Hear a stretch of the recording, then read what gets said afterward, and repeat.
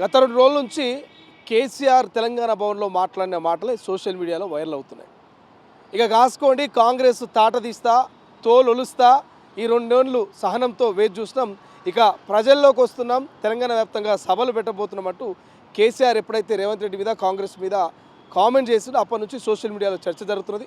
దానికి కౌంటర్గా కాంగ్రెస్ పార్టీ మంత్రులు ఇక ఎమ్మెల్యేలంతా కూడా బీఆర్ఎస్ పార్టీకి కౌంటర్లు ఇస్తున్నటువంటి పరిస్థితి. తాజాగా హరీష్ రావు మరోసారి కామెంట్ చేసిండు. రేవంత్ రెడ్డి కేసీఆర్ బయటకు వచ్చే విధానాన్ని, కేసీఆర్ మాట్లాడినటువంటి ప్రెస్ మీట్ చూసి ఫ్రస్ట్రేషన్కు లోనవుతున్నట్టు కామెంట్ చేసిండు. మాట్లాడే ప్రయత్నం చేద్దాం. ఈ నెల 29న కూడా అసెంబ్లీ సమావేశాలు ఉండబోతున్నాయి. ప్రధానంగా నీటి మీద చర్చ జరగబోతున్నది. సో కేసీఆర్ వస్తాడా రాడా అసెంబ్లీకి అనేది ఒక చర్చ. మాజీ ఎంపీ కాంగ్రెస్ పార్టీ సీనియర్ నాయకులు రవీంద్ర నాయకులు మాట్లాడే ప్రయత్నం చేద్దాం. సో కేసీఆర్ తోలొలుస్తా అంటున్నాడు, ఏం చెప్తారు?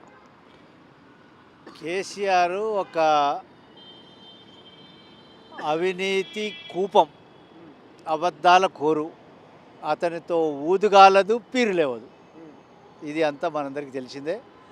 ఇతను కేవలం అబద్ధాల పురాదుల మీదనే ఇంతవరకు అన్నీ చేసుకుంటూ తెలంగాణను లూటి చేసి ఈరోజు అనేక కేసుల బారిన పడి సస్తున్నాడు. దానికి ఇప్పుడు తెలంగాణ ప్రజలు మంచి బుద్ధి చెప్పి, నువ్వు కనీసం సరే నువ్వు ఏదో తెలంగాణ తెచ్చిన పీకినంటున్నావు కదా, నీకు కనీసం ప్రతిపక్ష హోదానైనా ఇద్దామని ఇచ్చినారు. ఇస్తే ఏం చేసినావు నువ్వు? ఇప్పుడు క్యాబినెట్ మంత్రి హోదాలో సకల సౌకర్యాలు అనుభవించుకుంటూ 2 సంవత్సరాలు తాగి పడుకుంటావు ఫామ్ హౌస్లో. ఇప్పుడు లేచే రాజు వెడలే అన్నట్టు. ఇప్పుడు లేచింది కూడా ఎట్లా? లేచి సరిగ్గా లేవలేడు, సరిగ్గా కూర్చోనలేడు. ఇది పరిస్థితి. ఇప్పుడు ఏదో రేవంత్ రెడ్డి సెంటం కూడా పీకలేడు. ఎవరు? కేసీఆర్. ఎందుకంటే రేవంత్ రెడ్డి చెప్పి దెబ్బ కొట్టి నేను వస్తున్నా అని చెప్పి వచ్చి డీసీట్ చేసి ముఖ్యమంత్రి అయ్యిండు. చెప్పింది చేస్తున్నాడు. సరే, దాంట్లో డిలే కావచ్చు, లేక ఇంకా ఏదైనా జాప్యం జరగవచ్చు. అది కూడా కేసీఆర్ పుణ్యమే. ఒక మాజీ ముఖ్యమంత్రి 10 ఏళ్ళు తెలంగాణ పరిపాలించిన వ్యక్తిగా తాట తీస్తా, తోలొలుస్తా అనేటువంటి పదాలను చూస్తే ఏమనిపిస్తాం? చాలామంది విమర్శిస్తూ ఉన్నారు, వ్యతిరేకిస్తూ ఉన్నారు. రవీంద్ర నాయక్ ఏమంటాడు? ఇప్పుడు కేసీఆర్ మాట్లాడినటువంటి కారు కూతలు ఎవరు మాట్లాడలే. అబద్ధాలు, కారు కూతలు. దానికి ఆ యూనివర్సిటీకి ఇతను ప్రొఫెసర్. ఇటువంటి వాడు అవే మాటలు మాట్లాడతాడు. ఎందుకంటే చేతగాని దద్దమ్మ కదా. 2 సంవత్సరాలు అపోజిషన్ లీడర్గా ఉండి ఈ ప్రభుత్వం చేసేటువంటి ప్రజాహిత కార్యక్రమాలు మంచిగా జరుగుతున్నాయా లేవా, వాటి మీద ఇతను చూడాలా. వాటిని ఏమీ పట్టించుకోకుండా నువ్వు కనీసం అసెంబ్లీకి అటెండ్ కానీ ఒక దౌర్భాగ్యుడు. మరి క్యాబినెట్ హోదాలో అన్ని సౌకర్యాలు అనుభవిస్తున్నాడు. 10 సంవత్సరాలు ఏం బీకలేదు. 10 సంవత్సరాలు అంతా కంపు కొట్టించి తెలంగాణను ఆగం చేసి అప్పుల పాలు చేసి భూములన్నీ కొల్లగొట్టి ఇప్పుడు ఏదో నేను వచ్చి పొడుస్తా చేస్తా అని చెప్పేసి అది కూడా ఇప్పుడు ఆ కూతురు వచ్చి అన్నీ బయట పడేస్తుంది కదా, దాని నుంచి తట్టుకోవడం లేదు. తర్వాత ఈ ఫోన్ ట్యాపింగు, ల్యాండ్ గ్రాబింగు, వీటన్నిటి అవినీతి మీద, కాళేశ్వరం మీద జరిగే ఈ విచారణలు ఏవైతే ఉన్నాయో వాటికి తట్టుకోలేక, మరి వాటికి జవాబు చెప్పలేక కొడుకు అల్లుడు వాళ్ళు ఫెయిల్ అయిపోయినారు. ఫెయిల్ అయిపోయి ఇక నువ్వు రా, కనీసం వచ్చానా ముఖం చూయించు. ఇతను ముఖం చూయించలేదు. రేపు అసెంబ్లీకి రమ్మను. నేను ఛాలెంజ్ చేస్తున్నా, మిస్టర్ కేసీఆర్ అసెంబ్లీకి రా, మాట్లాడు. ఈ ప్రభుత్వం మంచి పనులు చేస్తుంది, దాంట్లో లోపాలు ఉన్నాయో అవి చెప్పు. నువ్వు అపోజిషన్ లీడర్గా పనిచేయి. నువ్వు అవి ఏవి చేయకుండా నేను తోలు తీస్తా, ఇంకేం తోలు తీస్తే నీ తోలు తీసి నిన్ను డోలు కడతారు. ఇప్పుడు అంతే. ఇప్పుడు కేసీఆర్ తోలునే డోలు కడతారు ఇప్పుడు ప్రజలు. తెలంగాణ ప్రజలు నమ్మే పరిస్థితి లేదు.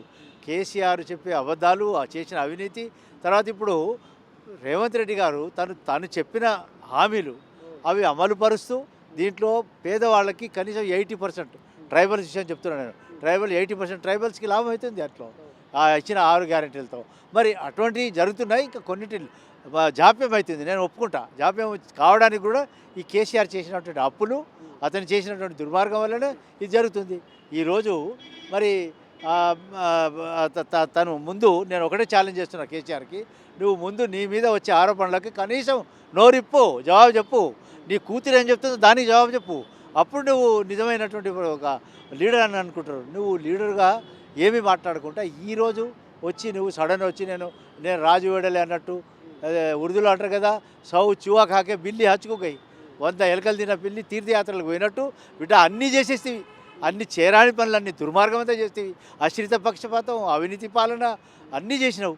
చేసి నువ్వు మా యొక్క పేద వర్గాల నుంచి వచ్చినటువంటి నాయకుల్ని, నాలాంటి వాళ్ళని ఎంతోమంది యొక్క జీవితాలు నాశనం చేసినావు, రాజకీయ జీవితాలని. ఇప్పుడు నీకు భగవంతుడు నీ జీవితాన్ని మీద పెట్టినాడు తాకట్టు. ఇప్పుడు నీ కూతురే ప్రహ్లాదుని లెక్క ఇంట్లోనే పుట్టింది నీకు. నీకు దాపరించింది. నువ్వు సరిగ్గా నిలబడేటువంటి పరిస్థితి తెచ్చుకో. నువ్వు నిలబడలేవు, సరిగ్గా మాట్లాడలేవు, తోలు తీస్తా. ఇక అదే తప్ప ఇంకా నీకు ఏమి లేదు. నువ్వు కేవలం ఆ బూతు మాటలే నీకు ఉంటాయి. నువ్వు ఏమి చేయలేవు అనేది ప్రజలు నీకు గుర్తించారు. పాలమూరుని మోసం చేస్తున్నది ఇవాళ కేంద్ర రాష్ట్ర ప్రభుత్వాలని కామెంట్ చేసాడు. నిజంగా కేసీఆర్ హయాంలో పాలమూరుకు న్యాయం జరిగింది అనుకోవాలా? ఇప్పుడు ఈ దుర్మార్గుడు ఈయన్ని ఏమి గతి లేనప్పుడు, రాజకీయంగా ప్రొటెక్షన్ లేనప్పుడు పాలమూరు వాళ్ళే గెలిపించారు ఎంపీగా. ఆ రోజు ఒక్క నిమిషం కూడా పార్లమెంట్లో నోరిప్పలే. తెలంగాణ వచ్చినప్పుడు అసలే ఇప్పలే. అటువంటి వాడు ఈరోజు పాలన గురించి మాట్లాడడం నిజంగా దయ్యాలు వేదాలు వల్లించినట్టే. ఇతని టైంలో ఈయన దీంట్లో ఇరిగేషన్లో జగన్మోహన్ రెడ్డిని ఇంటికి పిలిపించి చేసి మరి ఏ విధంగా కృష్ణా నీళ్ళని యాగం చేసినాడు ఇది మనందరికీ తెలిసిందే. కాబట్టి ఇప్పుడు ఇతను అవాకులు చవాకులు మాని ప్రతిపక్ష లీడర్గా అసెంబ్లీకి అటెండ్ కావాలా. అసెంబ్లీలో మరి గవర్నమెంట్ చేస్తున్న పనుల మీద కామెంట్ చేయి. ఆ పనులు ఎంతవరకు జరుగుతున్నాయి, ఎక్కడ ఏమైనా లోపం ఉందా అది మాట్లాడు. నువ్వు అది మాట్లాడకుండా అవన్నీ వదిలేసి ఇప్పుడు నేను తోలు తీస్తా అది తీస్తా అని చెప్పడం ఇది అవివేకం. ఇది అతని చేతగానితనం, దద్దమ్మతనం అని నేను తెలియజేస్తాను. కవిత ఏదో ఒక రోజు ముఖ్యమంత్రి అయితే తెలంగాణ ఉద్యమం టైంలో మీరు దోచుకున్న డబ్బులు మీ కథ కార్ఖానా మొత్తం బయట పెడతారని అంటున్నది. సో కవిత సీఎం అయ్యే పరిస్థితి కనబడుతున్నదా? ఇప్పుడు సీఎం సీట్ అయితే ఖాళీ లేదు. ఆల్రెడీ మా ముఖ్యమంత్రి గారు 10 ఏళ్ళు నేనే సీఎం అన్నాడు. సరే 10 ఏళ్ల తర్వాత ఇప్పుడు కవితనే సీఎం అయిపోతే నాలాంటి వాళ్ళు కూడా సీఎంలు అవుతారు. పెద్ద విషయం కాదు. నా జనాభా 12%. నాకు చరిత్ర ఉంది, నాకు ఫైటింగ్ నేచర్ ఉంది. ఇక నేను కూడా అనుకోవాల్సిందే, మేము అనుకోవాల్సిందే. కానీ ఆ సీట్ ఖాళీ ఉండాలి కదా. అది already occupied by Revanth Reddy for 10 years and more. కాబట్టి అవన్నీ ఆశలు వదులుకొని ముందు తండ్రి సంపాదించిన అవినీతి, మీ కుటుంబం సంపాదించినటువంటి అవినీతి డబ్బు, అవినీతితో అఘాయితంగా సంపాదించినటువంటి భూములను అవి తెలంగాణ ప్రజలకు దారదత్తం చేయండి, క్షమాపణ అడగండి. తర్వాత మీరు సీఎం అవుతారు. కానీ మీకు సీఎం కావడానికి ఎవరు కాదనలే. నువ్వు తెలంగాణ బిడ్డవి, నిజంగా నిజాలు మాట్లాడుతున్నావు. అప్రిషియేట్ కవిత. నేను కవితను అప్రిషియేట్ చేస్తున్నాను. కనీసం తన కూతురు ఆమె ఎత్తి చూపుతున్న తప్పుల్ని, ఆ తప్పుల్ని అతను మరి దాని మీద జవాబు చెప్పాలి కేసీఆర్. సో కవిత విషయం పెద్ద విషయం కాదు. కవిత మాట్లాడడం వల్లనే కవిత అన్న, కవిత బావ ఇద్దరు బేబేలెత్తి ఈ కేసీఆర్ ఈ యొక్క ముసలి నక్కను బయటకు తీసుకొచ్చినారు. ఇతను చేసేది కూడా ఏం లేదు. ఇది వీళ్ళు ముఖం చేయించలేక, వీళ్ళు జవాబు చెప్పలేక, తెలంగాణ ప్రజలకు ఏం చేయలేక ఈరోజు కేసీఆర్ని తీసుకొచ్చి నాటకాలు ఆడతారంటున్నారు. కానీ ప్రజలు విశ్వసించరు, నమ్మరు. కేసీఆర్ యొక్క విషయాలు అన్నీ తెలుసు కాబట్టి ఇప్పటికైనా తెలంగాణ ప్రజలు గుర్తించాలా. ఇప్పుడు ఇంకేదో మిస్యూజ్ చేసే ప్రయత్నం చేస్తున్నారు కాబట్టి నేను కేసీఆర్ని హెచ్చరిస్తున్నా.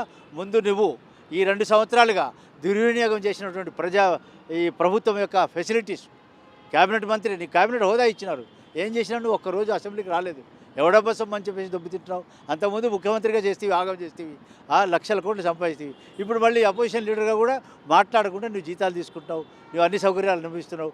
నీ ముందు దీనికి జవాబు చెప్పని నేను ఈ సందర్భంగా అడుగుతున్నాను. రైట్. ఇది ప్రధాన ప్రతిపక్ష నాయకుడిగా ప్రజాధనాన్ని వృధా చేస్తున్న కేసీఆర్ అసెంబ్లీకి రా, అసెంబ్లీలో కాంగ్రెస్ పార్టీ ముఖ్యమంత్రి రేవంత్ రెడ్డి అడిగే ప్రశ్నలకు సమాధానం చెప్పు, తోలు తీసి డోలు కట్టిరు ఇప్పటికే ప్రజలు.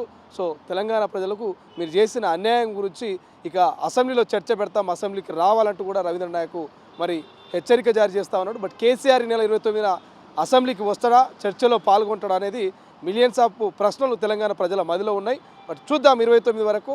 ఏది ఏమైనా కేసీఆర్ ఈజ్ బ్యాక్. ఖచ్చితంగా బీఆర్ఎస్ హవా నడుస్తుందని మాత్రం కొంచెం బీఆర్ఎస్ సోషల్ మీడియాలో బీఆర్ఎస్ కార్యకర్తల్లో మాత్రం కొంత చర్చ జరుగుతున్న మాట మాత్రం వాస్తవంగా తెలుస్తోంది. చూద్దాం ఏం జరుగుతుంది ఫ్యూచర్ అనేది. కెమెరా పర్సన్ అజయ్తో శ్రీశైలం, తొలి వెలుగు, గన్ పార్క్, హైదరాబాద్. అసలైన తొలి వెలుగు. ఫాలో వాట్సాప్ @తొలి వెలుగు official.